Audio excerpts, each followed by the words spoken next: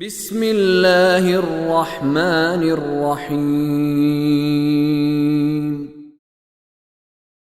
ولا تنكحوا المشركات حتى يؤمن ولأمة مؤمنة خير من مشركة ولو أعجبتكم ولا تنكحوا المشركين حتى يؤمنوا ولعبد مؤمن خير من مشرك ولو أعجبكم أولئك يدعون إلى النار والله يدعو إلى الجنة والمغفرة بإذنه ويبين آياته للناس لعلهم يتذكرون ولا تنكحوا المشركات حتى يؤمن، اور مشرک عورتوں سے نکاح نہ کرو جب تک وہ ایمان نہ لے آئیں۔ وَلَأَمَةٌ مُؤْمِنَةٌ خَيْرٌ مِّن مُشْرِكَةٍ وَلَوْ أَعْجَبَتْكُمْ، کیونکہ مومنہ کنیز مشرک عورت سے بہتر ہے اگرچہ وہ تمہیں بہت پسند ہو۔ ایک رسول اللہ کے صحابی تھے اور بڑے اچھے صحابی تھے، وہ مکہ گئے مدینہ سے کسی کام، تو زمانہ جاہلیت میں کوئی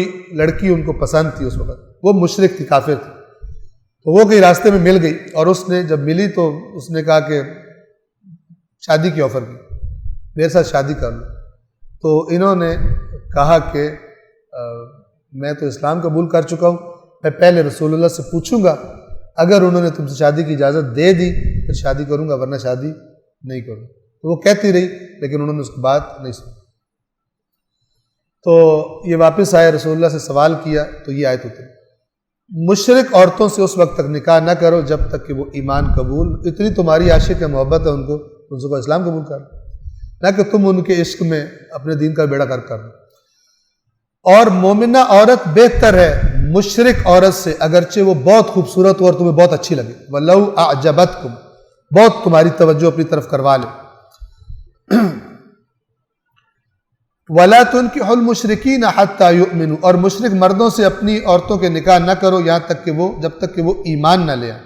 وَلَعَبْدٌ مُؤْمِنٌ خَيْرٌ مِّن مُشْرِكٍ وَلَوْ أَعْجَبَكُمْ، اور یقیناً مومن غلام بہتر ہے مشرک سے اگرچہ مشرک بہت اس کی پرسنالٹی ایسی ہو، اس کی چیزیں ایسی ہو کہ وہ تمہیں کھینچ رہا ہو۔ مومن غلام کے پاس کچھ بھی نہیں ہوتا، وہ بہتر ہے اس مشرک سے۔ ایک رسول اللہ کا صحابی ہے، اس کا نام ہے جویبر،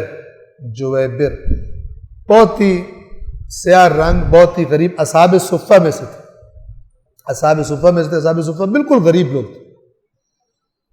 تو اللہ کے رسول نے ایک دن سوال کیا کہ جویبر شادی نہیں کرنی؟ یا رسول اللہ میرے پاس ہے ہی کچھ نہیں، مجھے کون دے گا لڑکی؟ اللہ کے نبی نے اسے فرمایا کہ فلان انصار میں سے فلان سردار کے پاس جاؤ اور اس سے جا کر کہو کہ رسول اللہ نے مجھے کہا ہے کہ اپنی بیٹی کا رشتہ دو۔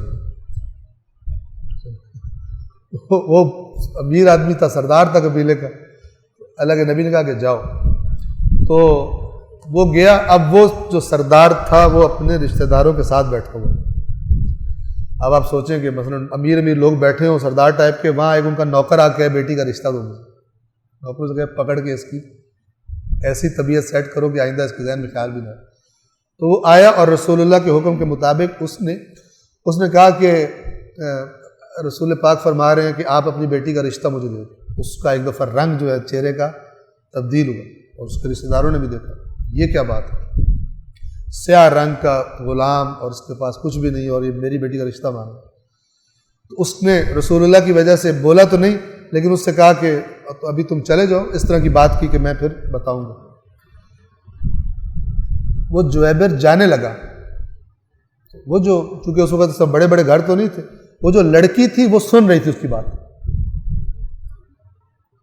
اس لڑکی نے اپنے باپ کو آواز دی اور باپ گیا، اس نے کہا کہ اس کو واپس نہ بھیجیں، اگر رسول اللہ نے اس کو کہا ہے تو میں اسے شادی کے لیے تیار ہوں۔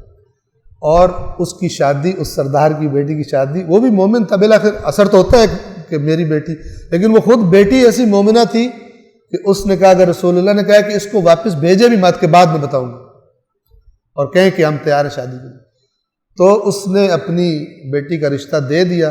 اور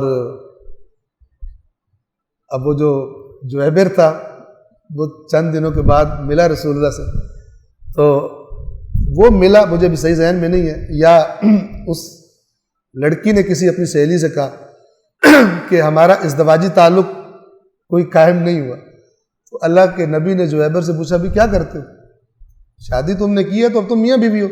اس نے کہا یا رسول اللہ میں جب بھی جاتا ہوں نا سجدے میں گر پڑتا ہوں، سجدے میں ہی پڑا رہتا ہوں شکر کر کے۔ پھر اللہ کے نبی نے کہا کہ آج تم نے سجدے میں نہیں، اور آج تم نے مثلا میاں بیوی آپس میں بننا ہے۔ جنگ ہوئی، اب مجھے یاد نہیں ہے کون سی جنگ تھی، جویبر اس میں شہید ہو گئے، اور اس کے بعد یہ جو وہ تھی زلفا، اگر میں غلطی نہیں کر رہا تو ان کا نام تھا، تو سب سے زیادہ جس کے لیے رشتے آئے اس کے بعد وہ یہ زلفا تھی، جن کا شوہر جو ہے جویبر وہ جہاد کرتے ہوئے اللہ کے راستے میں شہید ہو گئے۔ صلوات پڑھیے محبوب۔